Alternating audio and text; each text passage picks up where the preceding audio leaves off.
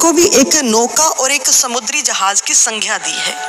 गोस्वामी तुलसीदास जी लिखते हैं, नरतन भव बारिद कहो बेरो, सन्मुख मरुत अनुग्रह मेरो, कर्णधार सतगुर दृढ़ नावा, दुर्लभ साज सुलभ करी पावा। वो कहते हैं कि मानव तन दुर्लभ है, लेकिन ये मानव तन ही एक ऐसी नौका है जिससे कि आप भव सागर से पार हो सकते हैं। और जानते हैं, इस नौका को चलाने वाले जो नाविक हैं वो एक सतगुरु हुआ करते हैं। लेकिन गुरु भक्तों, कभी कभी कुशल नाविक के हाथों में होने के बावजूद भी जहाज डूब जाया करते हैं। ठीक वैसे ही कभी कभी पूर्ण सतगुरु की शरणागति प्राप्त करके भी साधक अपने भक्ति पथ से विचलित हो जाया करते हैं। कारण क्या है इसका? तो जैसे वासा अपने भार के कारण डूबा था, ठीक वैसे ही कभी कभी साधक अपने अहंकार के कारण डूब जाता है, क्योंकि भार तो अक्सर डुबोता ही डुबोता है। वो भार चाहे किसी सामान का हो या फिर अभिमान का हो। और टाइटैनिक जहाज इसीलिए डूबा क्योंकि दूरबीन का सही समय पर उपयोग नहीं किया गया। ठीक ऐसे ही साधकों के पास दिव्य दृष्टि तो होती है, लेकिन समय समय पर, सही समय पर जब साधना सुमिरन का अभ्यास नहीं हो पाता, यानी उस दिव्य दृष्टि का उपयोग नहीं हो पाता, तो उनके मन की गहराइयों में संशय पनपने लगते हैं। वही संशय उनके डूबने का, यानी उनके विचलित होने का कारण बन जाते हैं। एक बार किसी साधक ने गुरु महाराज जी से पूछा कि महाराज जी, सुना है कि संशय एक ऐसा कीड़ा है जो साधकता की जड़ों को काट देता है, लेकिन गुरु की पूर्णता का अनुभव करने के पश्चात भी साधक के मन में संशय आता क्यों है? जैसे ही साधक ने यह प्रश्न गुरु महाराज जी से पूछा, तो गुरु महाराज जी ने कहा कि इसके दो मुख्य कारण हैं।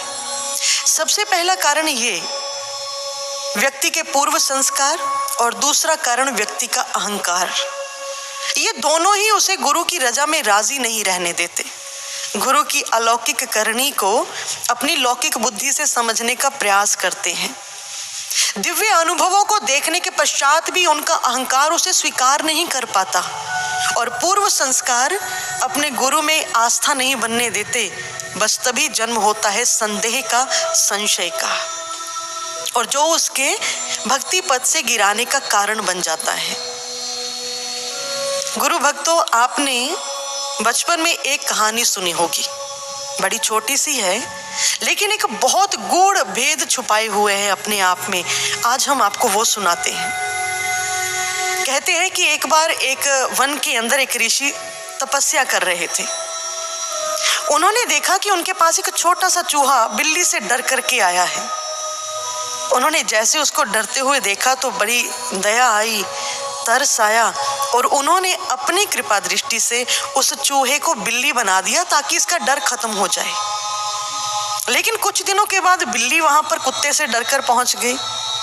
तो ऋषि फिर सोचते हैं कि अब इसका डर तो खत्म करना ही है, इसीलिए उस बिल्ली को कुत्ता बना देते हैं।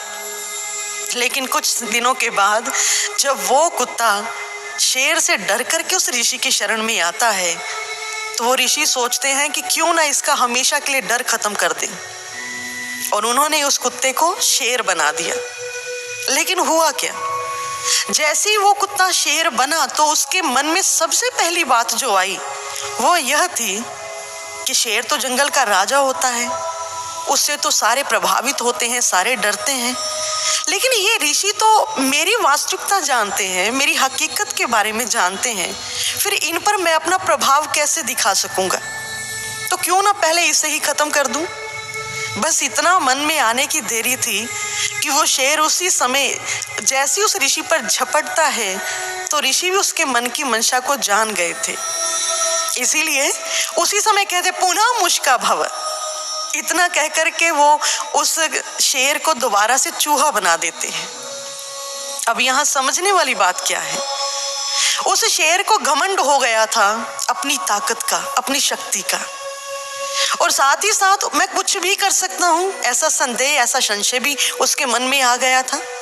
अब यही दोनों वजह बनी उसकी दोबारा से चूहा बनने की।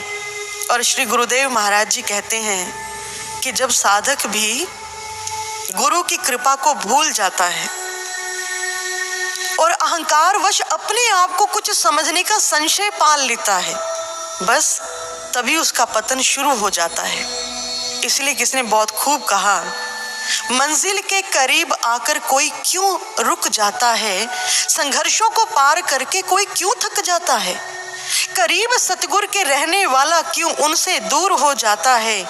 ऐसा होता इसीलिए क्योंकि इंसान अपनी औकात भूल जाता है, अहंकार के कारण खुद को खुदा समझने लग जाता है, अहम वश सतगुरु की लीला वो समझ नहीं पाता है। ऐसा इसीलिए होता जब व्यक्ति अपनी औकात भूल जाता है।